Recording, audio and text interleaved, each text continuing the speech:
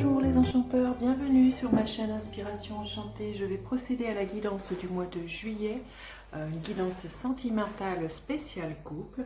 Alors n'hésitez pas à partager, liker mes vidéos, à vous abonner à ma chaîne.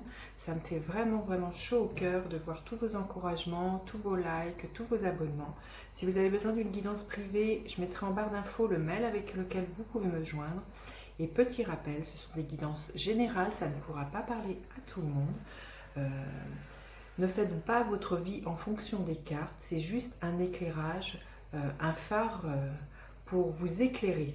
Et puis aussi, oui, la guidance est intitulée Juillet 2020, mais dites-vous que il se peut que vous ayez déjà vécu ce dont je parle, que vous êtes en train de le vivre ou vous allez le vivre au-delà du mois de juillet. Voilà, ça c'était quelque chose de très important que j'avais envie de souligner. Je vais passer maintenant aux guidances à proprement parler, signe par signe. A tout de suite les enchanteurs. Alors, les poissons, qu'en est-il de votre guidance sentimentale pour les mois de juillet, vous qui êtes en couple? Les poissons, quelles sont vos attentes au niveau amoureux? Quelles sont vos attentes? Alors, quelles sont les attentes de votre amoureux, de votre amoureuse? Quelles sont les attentes? Quelle est la dynamique de la relation? Quelle est la dynamique de votre relation? Qu'est-ce qui bloque dans votre relation, les poissons? Non. Qu'est-ce qui aide dans votre relation, les poissons? Qu'est-ce qui aide? Et le futur probable? Ok. Alors là, quelle est la tonalité de votre mois? Je vais prendre une petite carte, les poissons. Quelle est la tonalité, la couleur de votre mois au niveau amoureux?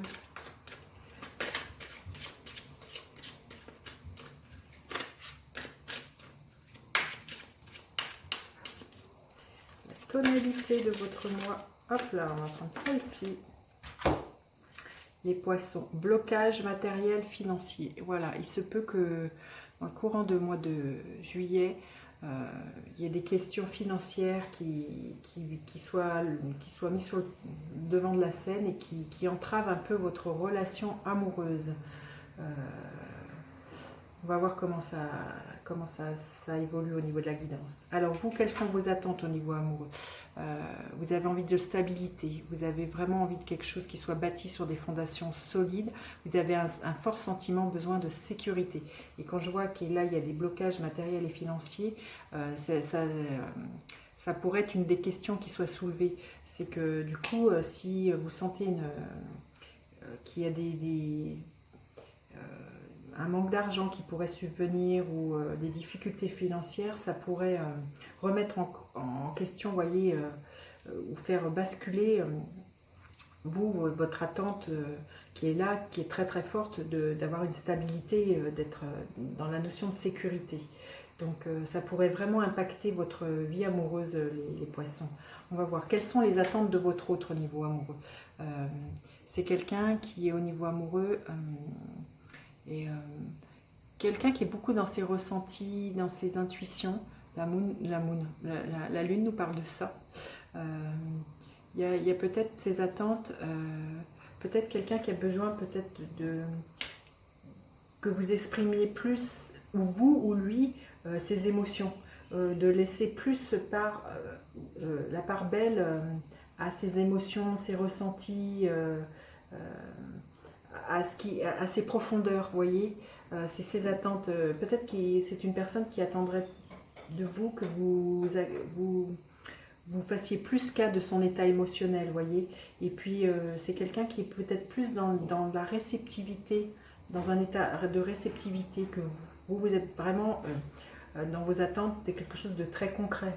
Vous voyez, l'empereur c'est du 4, et que votre hôte est plutôt dans quelque chose de plus yin, plus doux au niveau de votre relation, vous voyez.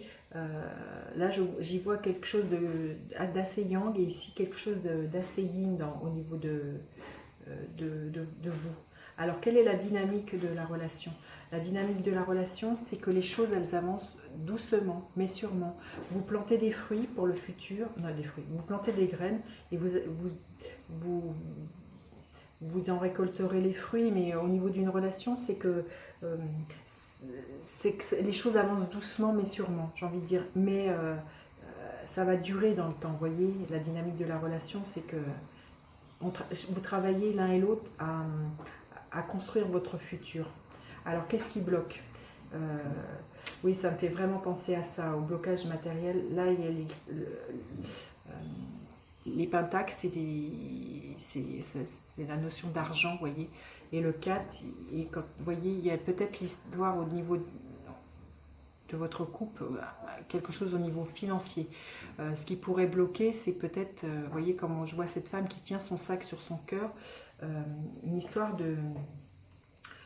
Alors, le mot qui me vient, c'est de quelqu'un qui ne donne pas, mais de radinerie, vous voyez, de quelqu'un qui n'est pas généreux. Alors, je ne sais pas lequel des deux, vous voyez, ou quelqu'un, l'un des deux qui ne s'investit pas totalement dans la relation, par peur, hein, vous voyez, il y a comme... il y a l'idée de conserver quelque chose, peut-être par des anciennes peurs, j'ai envie de dire, peut-être d'une ancienne relation qui fait que cette personne a été flouée, ou peut-être justement elle a été dépossédée matériellement, où on lui a pris véritablement son argent. Mais il y a vraiment, c'est quelque chose qui est là, encore très tenace dans la relation, de quelqu'un qui garde quelque chose, qui n'est pas généreux. Alors, peut-être, voilà, aussi, peut-être au niveau généreux, au niveau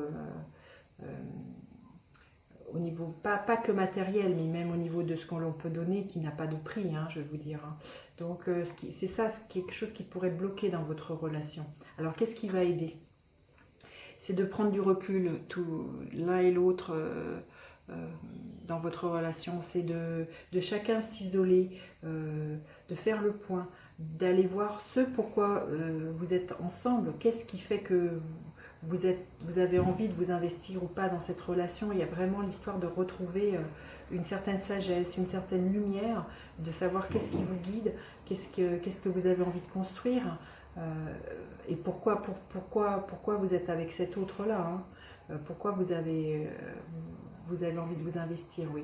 Alors, quel est le futur probable? Le futur probable, c'est le 8 de Pentacle. Il y a l'idée quand même que d'un avancement, vous voyez, d'un avancement. Le 8 de Pentacle nous parle d'hyperproductivité. Donc je pense qu'au niveau de votre relation, les choses vont avancer. Vous voyez, là on passe du 7 de Pentacle au 8 de Pentacle, ça va vraiment peut-être petit à petit, vraiment de plus en plus se concrétiser dans ce que vous voulez vivre ensemble, dans ce que vous voulez mettre en place ensemble. Il y a vraiment, et puis le 8 de Pentacle nous parle toujours de faire les choses avec le cœur. Donc on passe de cette énergie qui bloque, vous voyez, de quelqu'un qui est étouffé au niveau de son cœur, à quelque chose d'être dans la relation parce qu'elle nous nourrit, vous voyez, à tous les niveaux. On les fait parce que, enfin, là on les fait dans le sens du... oui, au niveau de la relation, il y a l'idée de consolider cette relation parce que elle nous nourrit le cœur. Donc il y a vraiment là un processus, il y a vraiment à prendre du recul à un moment donné aussi, de savoir pourquoi cette relation, on voudrait s'y investir, vous voyez. Mais le futur probable, c'est que c'est plutôt porteur, j'ai envie de vous dire.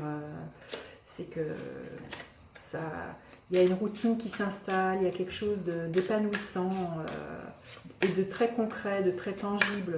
Voilà. Alors, un conseil supplémentaire pour vous les poissons.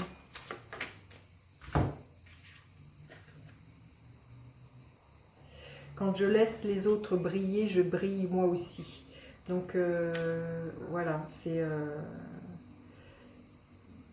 ça vous parlera, mettez-le à ce que vous vivez.